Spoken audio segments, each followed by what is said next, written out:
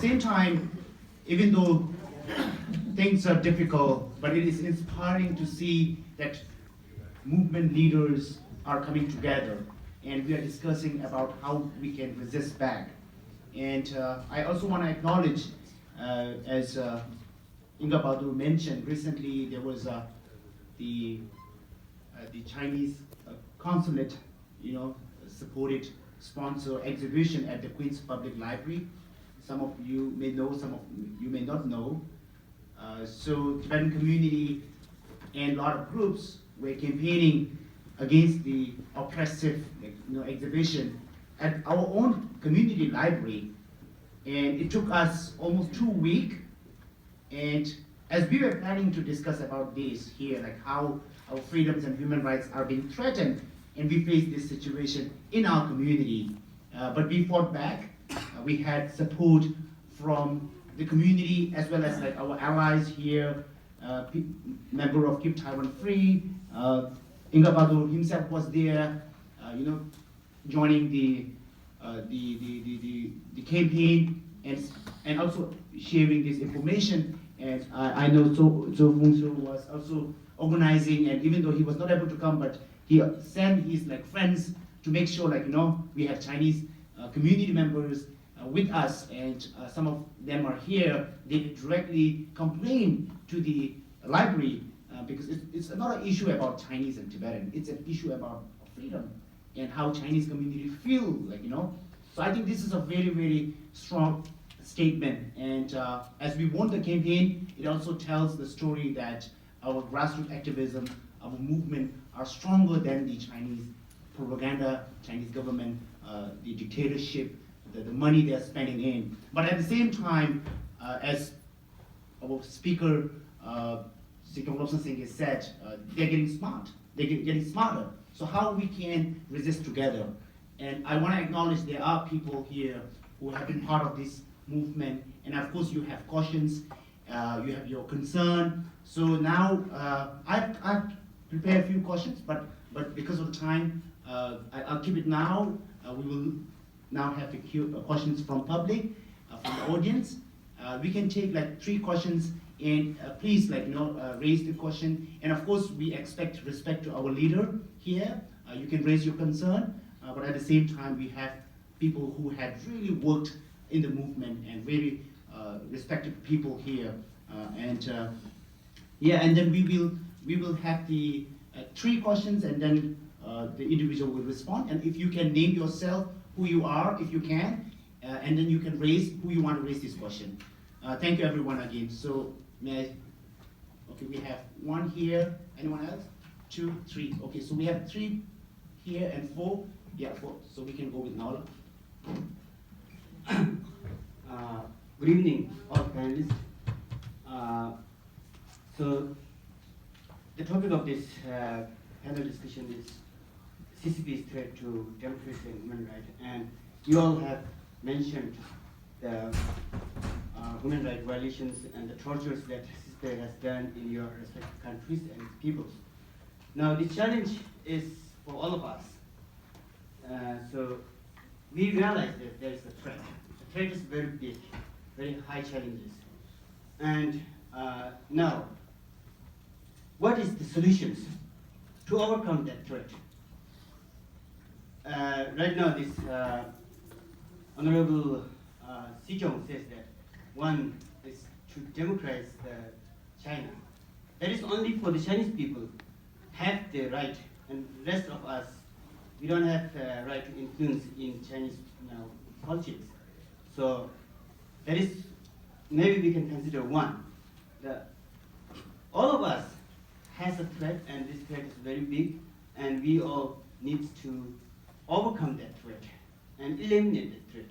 And what is the best solutions you have, in your opinions? And anyone?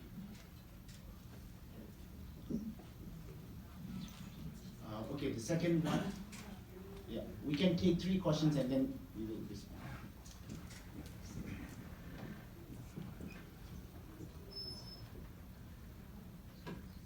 Hi, my name is Nicole Isaac. I'm very humbled to be with this amazing panel and hear the speakers today. I'm just asking, what are the next concrete steps steps that your organisations are going to take in order to form coalitions and alliances? Because obviously everyone has a very different sub-issue, but it's all the same problem, it's the same issue. Are there concrete steps at higher levels, other than maybe the honoured, esteemed people here, that are taking to form concrete alliances there that can work together at the United Nations and at different levels work together with governments, with the United States, to lobby for changes and to represent the common struggle? Thank you. Hi, I'm Joshua from Taiwan, and it's like extending Nico's questions. So I know we work with each other to fight on street for universal values a lot, but I think it's a good opportunity for us to have a deep conversation about how can we take care of our nationalism barrier. So, for example, I have some concrete questions for Jenny. So that is one example. That what attitude would you take toward Chinese democratic activists who think Taiwan should be part of the democratic China?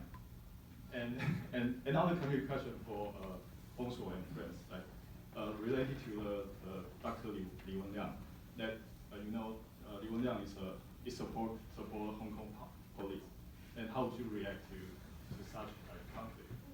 Yeah. So yeah. Okay. This is. Thank you so much. So anyone want to respond to that?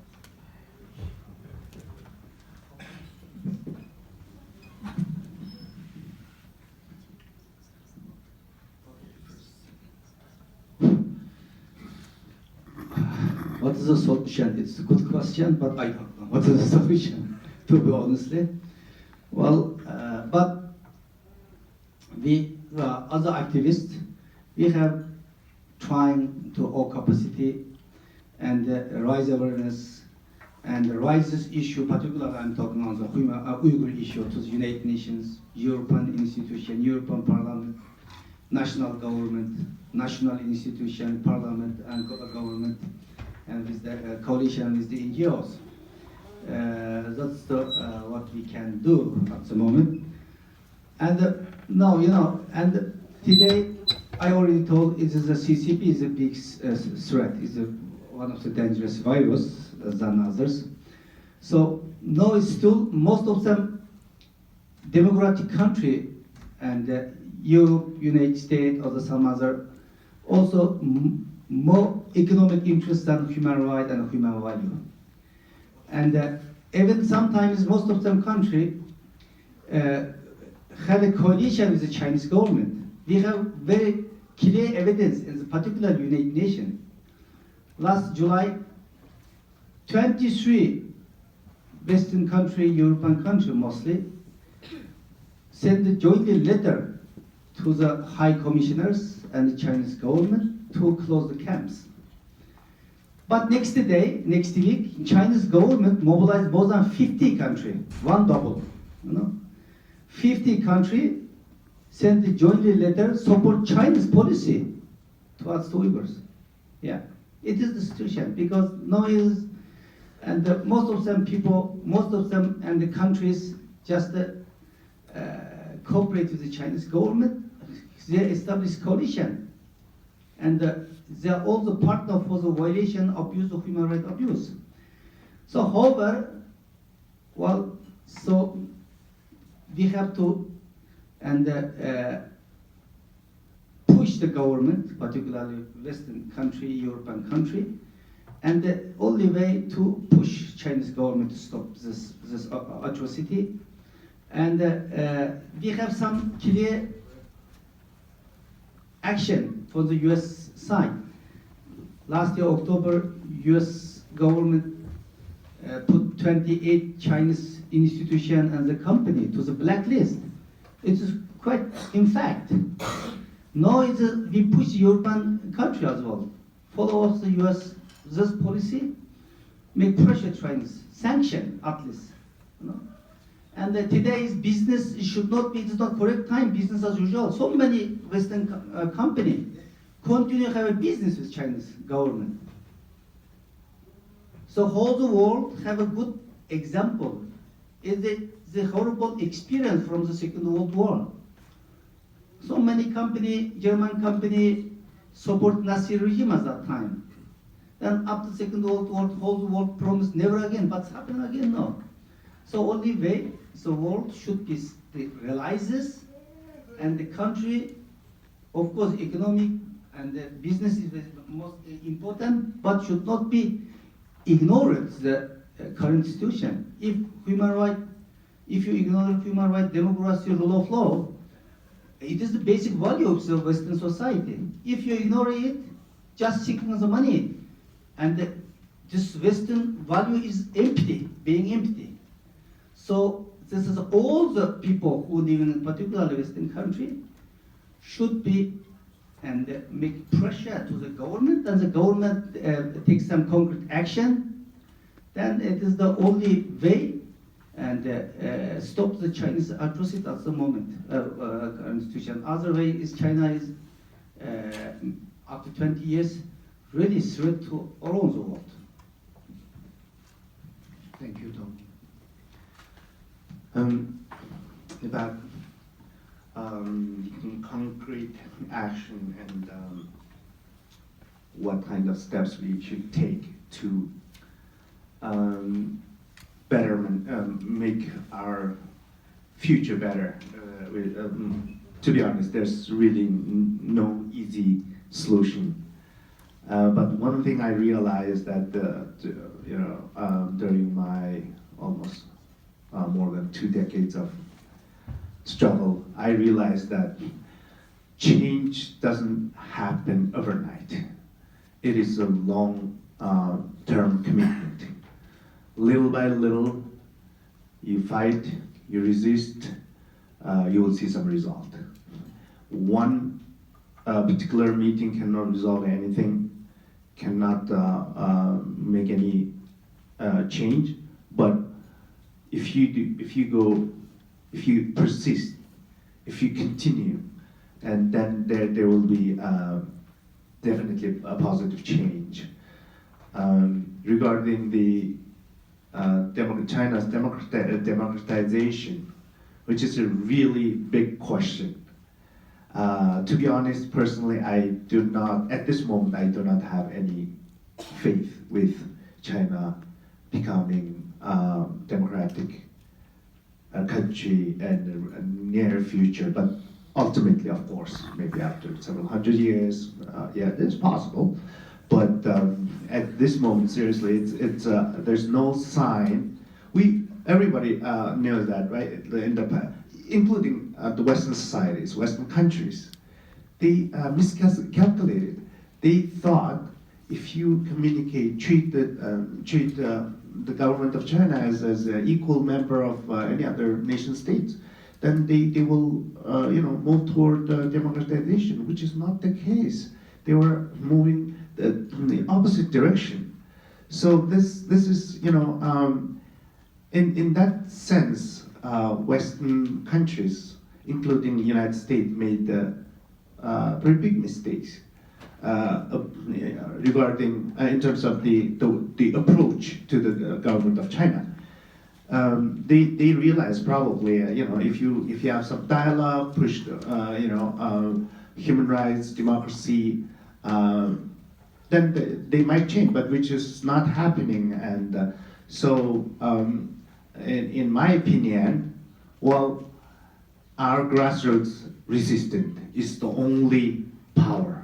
Our people power is the only power to make changes.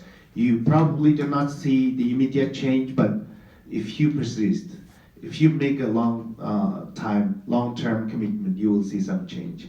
The clear example is like, especially our Tibetan brothers and sisters have a very good experiences in carrying out this kind of non-violent resistance movement. The a week ago, already mentioned in my speech earlier. So I was also part of this. I had the honor to join the protest, and I witnessed the fact that yes, if you resist, you can make some changes. So this seemingly small, but it's not small. If you continue to do that, you will see the big change in the future. Thank you. Are we answering like one by one or just Oh, if I think to. I mean, like, yeah, please. the questions? You answer every question? It's up to you. Yeah. Okay. So, in terms of like solutions or like what we can do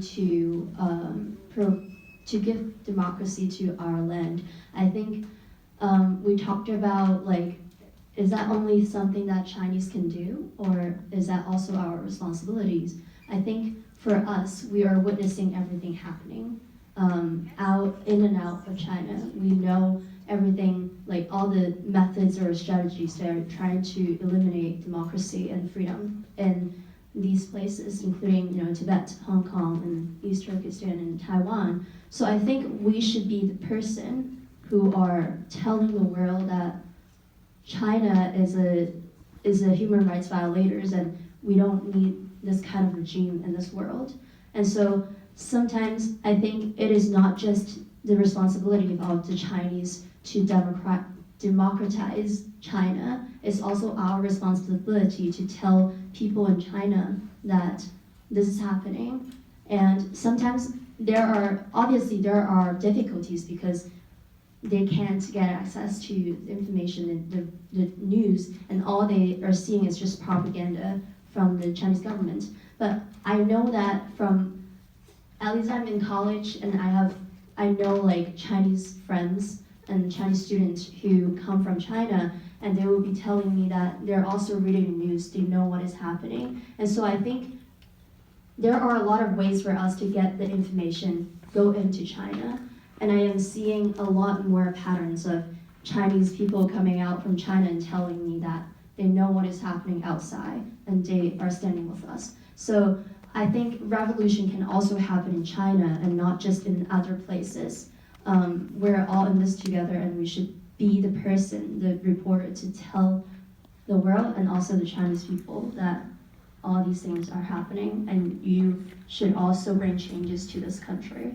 And also, I think for just, specifically for Hong Kong, I'm just here to, talk about what's the next step for Hong Kong. Right now, we're in the midst of coronavirus, and it seems like the movement has ended. But as what I have mentioned just now, people are out on the streets today again to commemorate the incidents that happened half a year ago. So we have never stopped, protesting and resisting. It's just because in this situation, a lot of people are just, very scared to go outside the streets. But what we're doing today is just tell people that we're never going to stop until we get democracy, or even for some people until we get independence. And so, for me, being in the United States, I would say right now we're looking to long run, like what kind of things that we can do to sustain this movement, instead of having a lot of protest marches to just drain ourselves and make us feel tiring and exhausting. One of the strategies, or like one of the things that I'm advocating for right now is to promote localism of Hong Kong. What special we have that distinct us from China, and what is our identity? We have to, as just the president said, we have to sustain our identity and hold on to that and strengthen our own culture. And that is what I think can give, Hong Kong hopes in the future for decades. It's just not about this year, it's about, how we can do more to democratize Hong Kong. And so I think this is one of the way, and I know some other people also talk about, independence and other stuff. We're just doing a lot, we're trying different tactics to make the Chinese government knows that we're never gonna, stop this movement or anything. So me in the US, we do a lot of things in the foreign countries, not just in the US, but also with our friends in other countries like Canada, Australia. And we know that the importance of having people fighting outside of Hong Kong, also inside of Hong Kong. And I think this is the tactics that we have been using since the movement started. And this is something we should continue, is that we have to have trainings and telling people who we are. We're just Hong Kongers, we're not Chinese. And so this is for the second question, and I'm not sure about the third question. That what? Okay, it's not for, I think he was asking us too, right? Oh, Yeah, I'm not very sure. You talked about Liu Liang, and I'm not sure about the question. Also, Liu Liang is a support Hong Kong police, and it's like related to your Hong Kong identity statement. It's like how, if you form, basically if you form the Hong Kong identity, Hong Kong nationalism, and if they have conflict with the bigger China, Chinese people, then how would you deal with this problem? That is the general problem. But the concrete example is Dr. Liu Liang. As of just what I said, I don't think our movement in Hong Kong rule out any people. We're very inclusive in a way that as long as you support our values, we include you. And you mentioned about Liu Liang used to be a supporter of the Hong Kong police, and I'm also aware of that. But at the same time, I think everyone made mistakes before.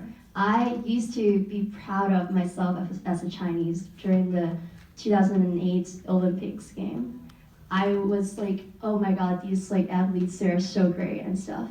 And then suddenly I was exposed to this Tiananmen Square massacre when I was 10, and then knowing that this happened in China just a few decades ago. And then I was shocked, and I started looking more into it, and then the anti-national education movement happened in Hong Kong, and then the umbrella movement. And so with all these movements happening, I started to shape my Hong Kongers identity. And I was awakened by all these social movements, and then I was part of it.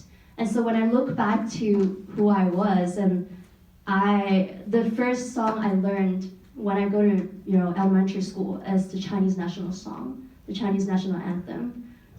And I still know how to sing it, but do I like to sing it?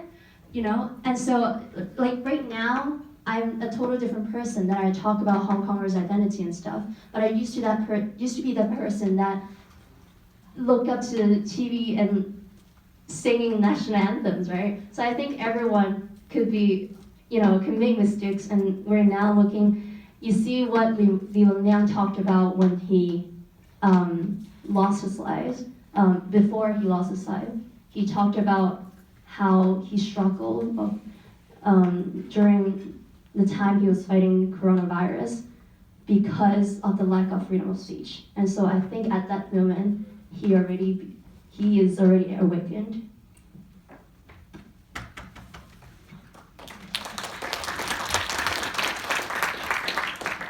Yeah, that's a great answer. So as to what to do, today's event is a good example. I really appreciate Tibetan community always reaching out to Chinese everywhere. When we were in San Francisco here, and I think the Tibetan community has done the best. And there's a lot we want to learn. We want to grow our own community. We want to be able to have cultural events to invite the Tibetan to the friends to come to. For us, it's a long way to go. I think I share the pessimism we have for China's future and what we really can do. We must be realistic. There's not much we can do to change the situation because money talks, all that, it is not easy. But things will change, and no regime like this could survive forever. And for us now, we are pretty much doing the same thing. We want to carry the tradition of freedom and democracy for China within our Chinese community here in United States. So we are building Tiananmen Monument in Liberty Sculpture Park in Los Angeles. I'm invited to come to visit, and in the future, if we have the resource, we are going to build a giant statue of democracy for China. Maybe it'll take a decade or 2 decades. Maybe in our lifetime, we'll never see China's democracy. That's possible. But here we have the freedom. That's what we can do. This history, this legacy of China's freedom is still here with us. It is very important, and so it's true for everything we do today. We carry the moral stand for the world in fighting communist China. This is something we must fight together. It's to really policy side. I think, for example, I would suppose we can unify on this firewall issue and use that as something we can all work on together. We all know U.S. companies are competing to gain favor of Beijing, and there's no stop to that. What we have to, I think, the U.S. government has to do something, and we have to tell them this is not something that individual companies can do in terms of the internet freedom issue with China, and with now China very sophisticated development in artificial intelligence, big data, everything.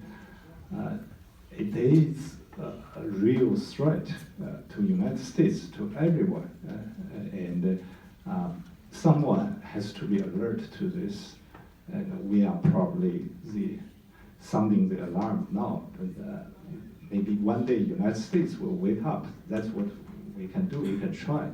In terms of internet policy, I think the United States should definitely insist on removing this firewall as a trade barrier for any trade talk with China. Without removing this firewall, for example, we should block all Chinese web traffic. Think about it. We can open it one by one. Just think about the unthinkable. That's probably the other way we can do it. Thank you. Jenny? Thank you. I will address 3 questions. The first one was regarding solutions to overcoming the threat of CCP, as well as the concrete steps for Keep Taiwan Free, as well as the last question the gentleman said about my attitude towards democratic Chinese people who would consider Taiwan to be a part of the democratic China. Okay. So for my answer for the first 2 questions regarding solutions to overcome CCP threat and the concrete steps for Keep Taiwan Free, I will be sharing it from a Taiwan perspective.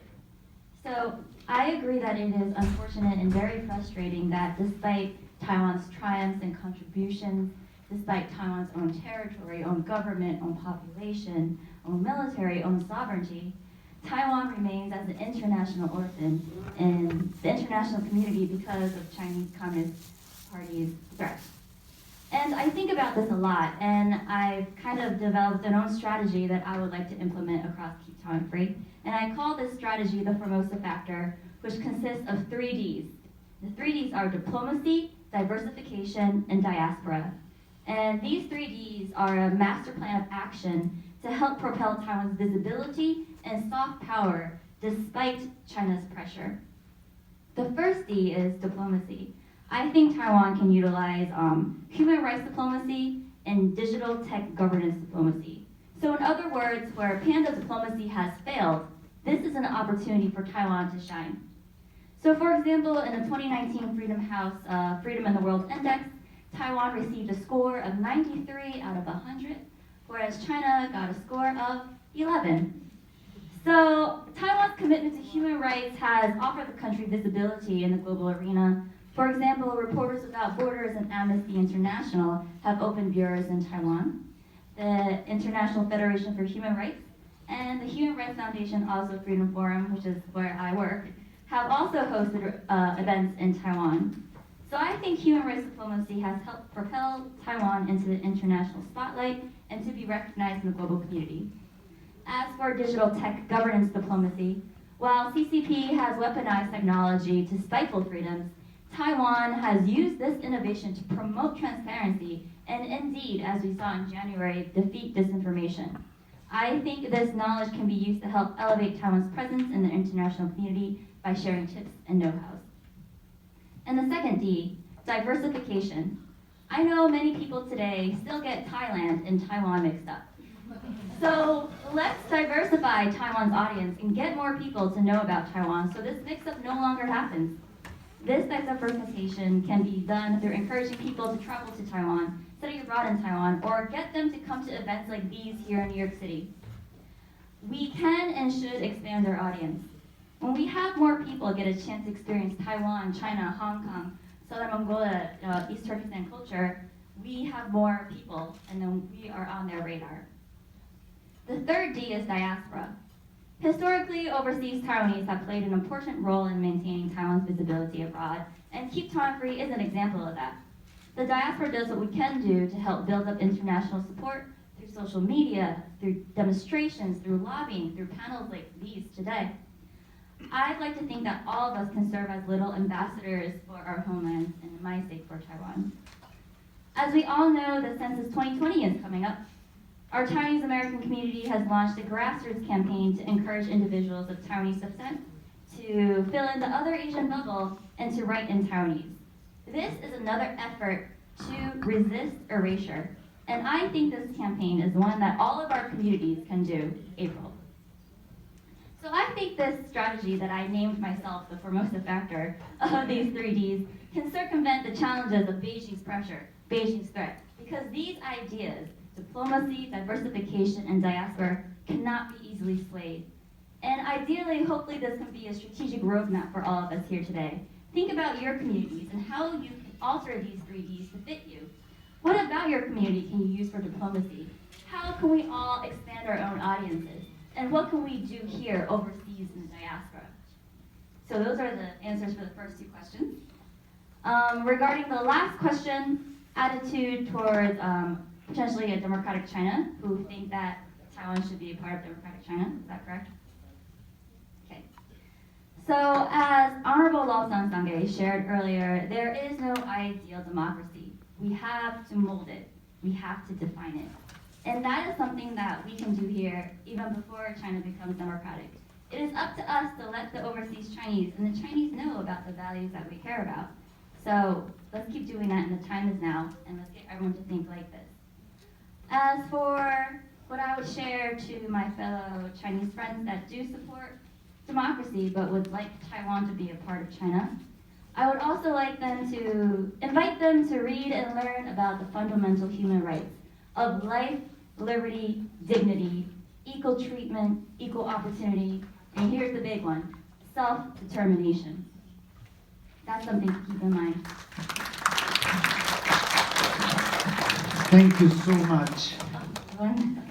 I also invite democratic Chinese people, if they want Taiwan to be a part of China, to study international law and history and to go back to the 1500s of the Dutch, Spanish, Portuguese colonization periods, of the Koshinga and the Japanese colonization periods, and to read the Treaty of Shimonoseki and the Treaty of San Francisco. And then I also encourage you to keep learning, keep relearning, awaken, and keep reawakening. And so in conclusion, my attitude would be patience and encourage them to just keep learning. Thank you.